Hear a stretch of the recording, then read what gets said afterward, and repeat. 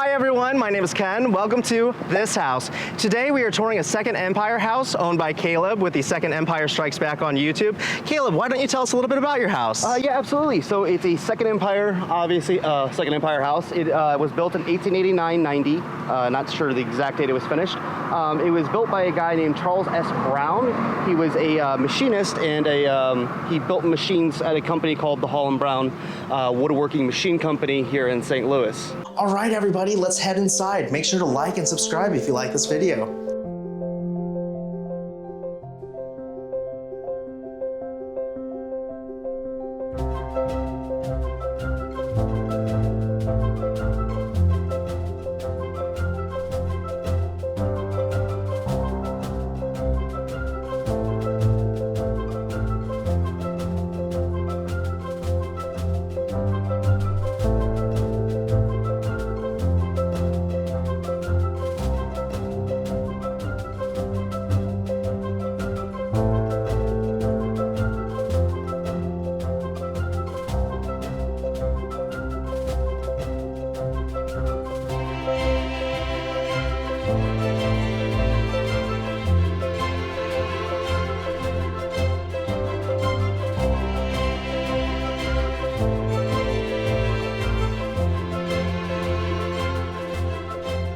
Right, so it looks like you've been very busy in this room. Can you tell us what all you've been doing here? Well, not as much here so much. This area of the house came so well preserved that there's very little I've had to do, which is nice. Of course, there are a few missing elements, such as my mantles, but I got really fortunate in the fact that my YouTube channel audience found my tiles, and I was able to get them back for my fireplace at least, so at least a piece is here. But yeah, it's such a beautiful room, and this room itself is probably what drew me to the house the most. With so many of the original features intact, I can just see this being a perfectly period correct home, and yeah, it's a really exciting thing. I see you've got like different wallpaper put up on the... Yeah, thanks Andy. He gave me those. Oh wow, okay. These are actually from the Campbell house. These two. I was going to say that they looked very familiar, yeah. You know, he told me they have well over $500,000 in wallpaper in that house.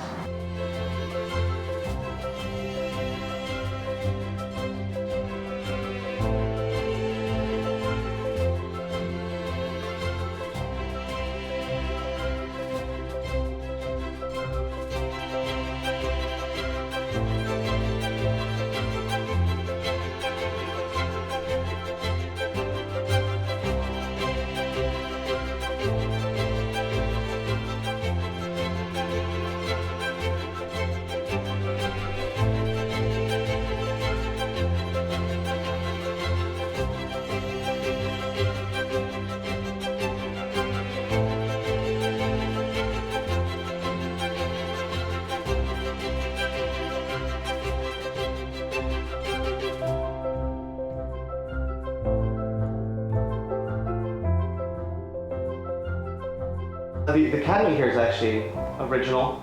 Okay. It has the push button switch, so the lights all still fire and work. Of course, I've turned it off because the electric scares the hell out of me. Original floor inlays. The mantle here is incredible.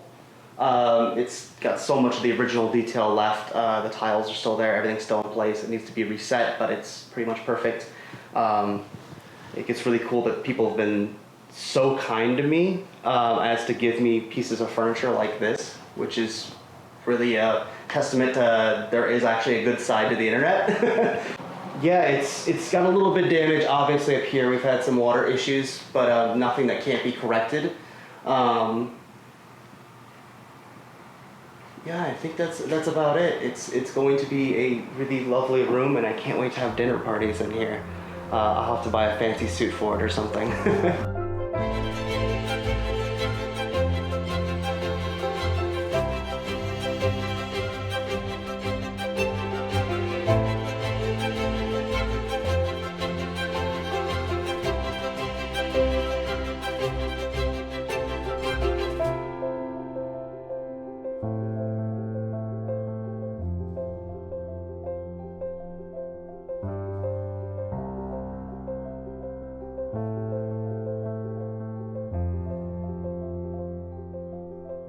All right, so now we're in the kitchen, and Caleb, I hear you have some just amazing plans to restore this to its former glory. Yeah, absolutely. I know a lot of these houses usually get the kitchen update. Even if they're going back period correct, they always get a kitchen update. And I'm doing that somewhat. My plan in here is to use 1920s appliances and an 1890s setting. So we're not going to have any kind of counter space. We're going to use the harvest table in the center with a single chair. I'm hoping to get a copper sink made, just like the one at the Campbell house. I'm using a quick meal stove, which is from the 1920s, which is the precursor to Magic Chef, which will be going here, and I'll run it back into the chimney. I don't think I have to use that feature, but I'm going to do it anyways for aesthetic reasons. I have a GE monitor top, also from the 20s, which is a refrigerator. The refrigerator still works, so I'm going to put it back into use, into service. And the last thing is I'm going to be mimicking also a piece of the Campbell house, which is their built-in cabinetry. And I'm going to hide a dishwasher in that. So aesthetically, it will be an old kitchen with some slight hidden details to make it more functional.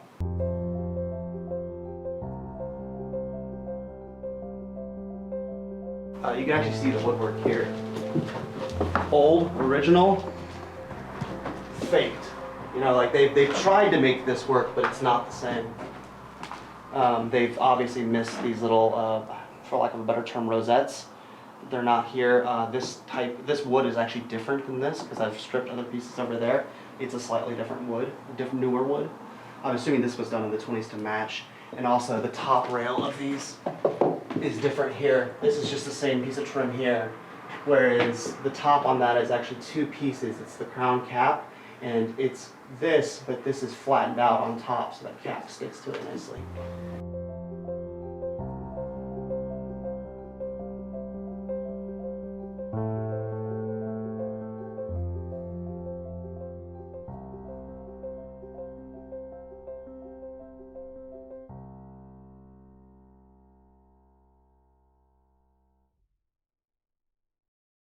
So this is the second floor landing in the stairwell.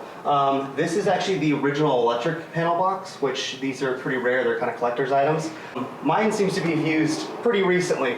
The wires in here are actually supposed to be pretty thin gauge wires, and essentially that would be your fuse. When the wire would burn, it would break. This is on a slate backing, and you would lose the connection. But somebody has jumped all of these with a higher gauge wire, and now there's little bits of burn on here. Now, of course, this isn't connected, or else I wouldn't be touching it. This was, it's a miracle my house didn't burn down, essentially. So this would have been the master bedroom and then like a his and hers kind of thing. And the reason I assume this was the hers is because there's a smoking balcony in the other bedroom, and this bedroom has this beautiful hutch that you guys are all in right now. And I assume that's where the makeup table, you know, where should we get ready? I'm assuming this would have been blocked by a screen or something like that, or at least that's what I see in my head. And at least that's how I've somewhat been explained it. I assume the bed could have gone there as well, but I think it makes more sense in that respect. Where does the bed go past that? I'm not sure, maybe against the windows. But yeah, it's a really beautiful room. Again, I have the original mantle in here. It'll be really hard to see on camera, but it's really intricately carved. And the tiles are all still here as well, and they of course have flowers and stuff like that on them, and that to me feels more feminine. So again, that's why I would lead to believe that this would be the female master. Plus, you know, let your wife have the bigger room, you know? Absolutely. So you'll be putting the clawfoot tub in here as well as the pedestal sink that's out there? No, I'm gonna get a marble sink. I do have one right now, but it's a bit too big. I'm trying to find a corner sink that specifically goes into that corner by the closet in there.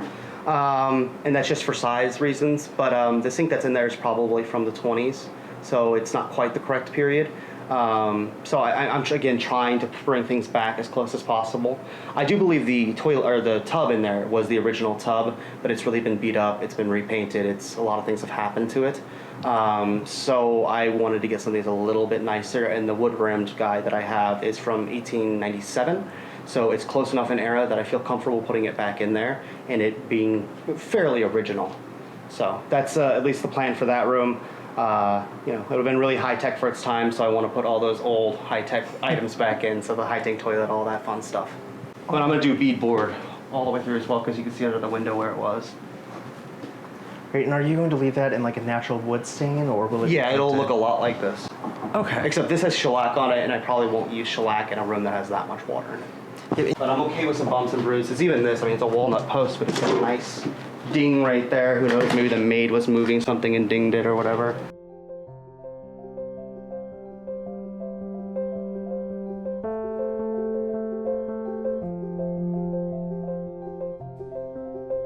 So, we've seen a bunch of radiators laying around this house. Do you have plans to reinstall these? Most of them are actually installed. There's only a few of them that actually aren't. They're in their locations. This one right here actually goes right to this window. The reason, and yes, I do plan on using my boiler system, the radiator system. It's a really wonderful heat. We actually had it going this winter, and it does take 2 days to heat the whole house up.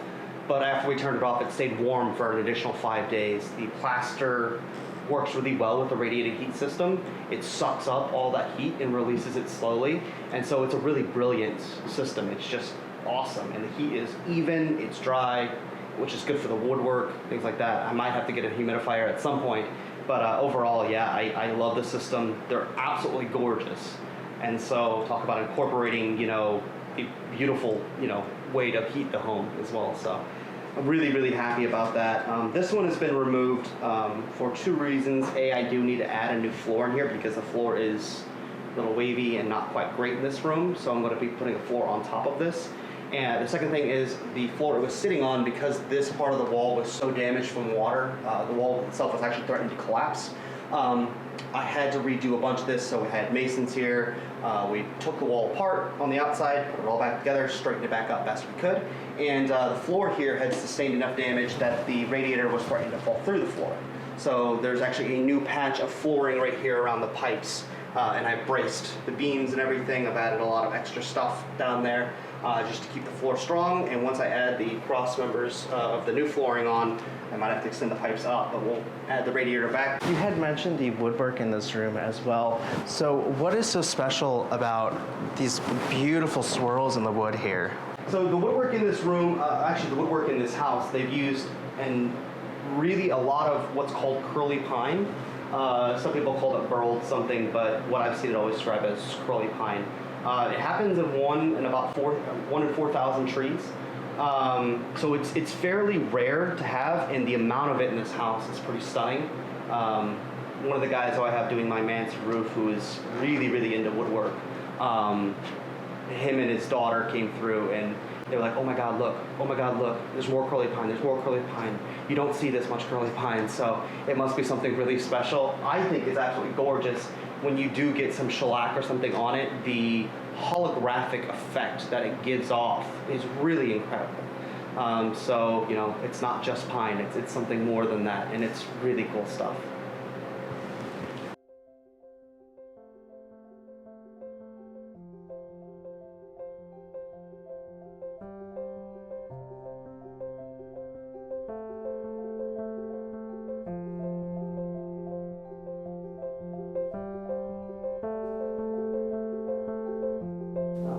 But up here on the 3rd floor, this is another part of the house that is pretty heavily damaged. Again, we had this wall, which you can see the window is not straight at all.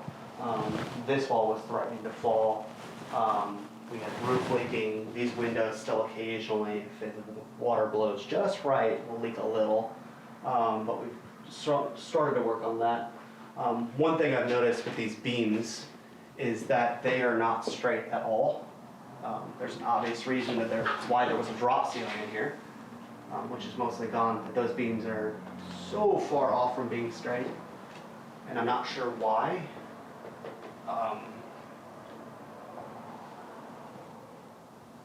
I'm assuming I'm just going to have to sister them. I mean, it'll only be for the drywall portion.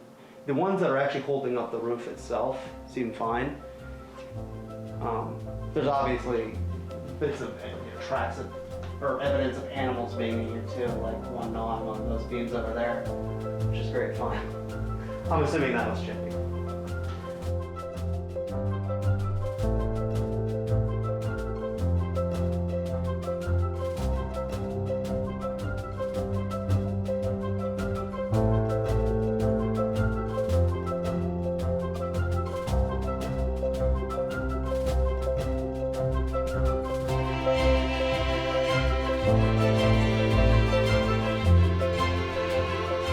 First time I came and saw the house, there was a cat hanging out on the very edge of the mansard where the built-in gutter is, just sitting there looking over like, what are you guys doing? I'm like, cat, don't fall, please.